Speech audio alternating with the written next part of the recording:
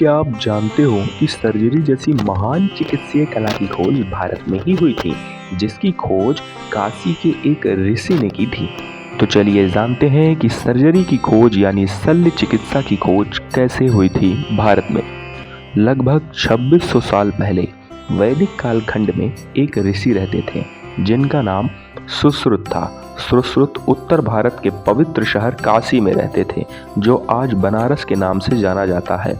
उस जमाने में ज्ञानियों को साधु या महर्षि कहा जाता था। युद्ध में घायल हुए सैनिकों का वो इलाज करते थे। उन सैनिकों की अवस्था को देख सुश्रुत को सर्जरी की प्रेरणा मिली, जिससे सैनिकों को कटे या टूटे हुए अंगों को शल्य क्रिया के द्वारा ठीक किया जा सके। महर्षि सुश्रुत ने राइनोप्लास्टिक सर्जरी यानी नाक की सर्जरी का आविष्कार किया, जिससे वे टूटे हुए नाक को आसानी से ठीक कर सकते थे। सुश्रुत दुनिया के पहले कैटरेक्ट सर्जरी भी थे, जिन्हें कई लोगों के आंखों के दोष को ठीक किया। इन्हीं कारण से उन्हें फादर ऑफ ऑल सर्जरी भी कहा जाता है।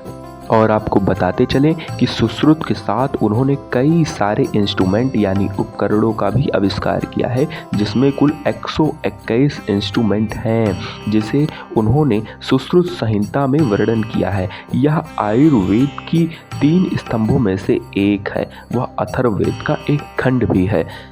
महर्षि सुश्रुत मृत शरीर को पानी में रखकर उसे डिकम्पोज होने देते और उन्होंने शरीर की संरचना का लेयर बाय लेयर अध्ययन निरीक्षण किया।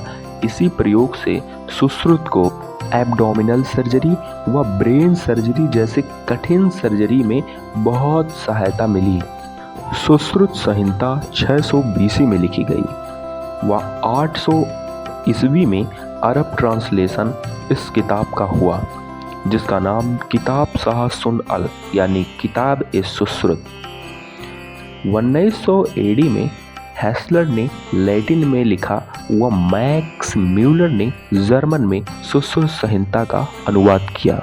इस प्रकार हम कह सकते हैं कि महर्षि सुश्रुत को अंतर्राष्ट्रीय स्तर पर पहचान तो मिली, पर समय के साथ उनका नाम व उनका महत्व गुमनामी में खो गया। हमें अपनी प्राचीन संस्कृतियों को, पौराणिक संस्कृति को पहचानना होगा, उसे समझना होगा, क्योंकि हजारों हजार वर्षों से जो आक्रांता आए हैं उन्होंने हमारी संस्कृतियों को बदला है, उन्हें समझा है और वो उन्हें वही पढ़ते हैं। हमें हमारी संस्कृति को समझना होगा, जानना होगा और अपनी पीढ़ियों को जनाना होगा।